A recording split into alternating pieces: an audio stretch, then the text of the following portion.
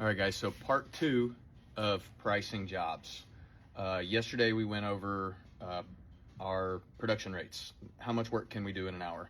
Now we got to figure out how much an hour costs us. So we need to figure out our break even per hour.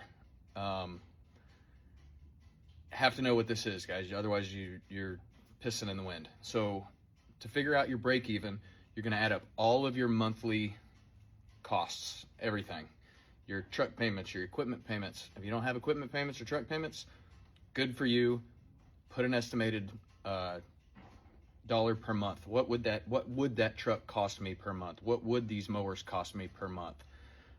Whatever. That's because you're gonna have to replace them, and whether you pay for them cash or you finance them, it doesn't matter. You're still spending the money, so you need that amount in there. So, anyways, truck payments, mower payments, insurance, liability, work comp, everything. Fuel. If you have anybody on salary, once you get bigger, you'll put people on salary, not just hourly. So salary's got to go into that. Your monthly salary for whoever might be getting one. Everything you can think of. It's called your fixed costs. You're going to pay that every month, no matter what, whether you work an hour or 10,000 hours that month. You still owe this money. So you add all of that stuff together, and then you've got to figure out what your billable hours is per month. So we're just going to make it easy. Say you're solo, you work 40 hours a week. You're not billing 40 hours a week. You're not getting 40 billable hours. You've got drive time in there, you got shop time, you got all that other stuff. So just to make it easy, you're working 40 hours. 10 of those hours are window time in the truck. They're fixing stuff in the shop, changing oils, sharpening blades, whatever. Those aren't billable hours. We need so we got to take the non-billable out of that time. You got to figure that out.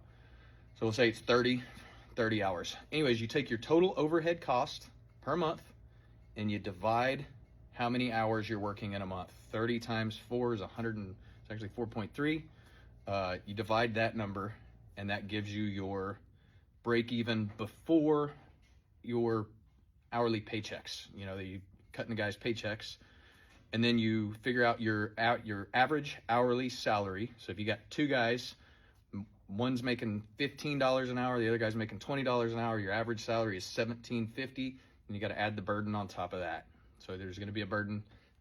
You pay taxes on that. So figure out what your labor burden is, and let's say your average salary is $20 an hour. Add that to your break even hourly, and now you have your break even. That's how much money you have to make per hour just to pay the bills. That's it. No profit whatsoever. You got to figure that out. We'll do a part 3 tomorrow.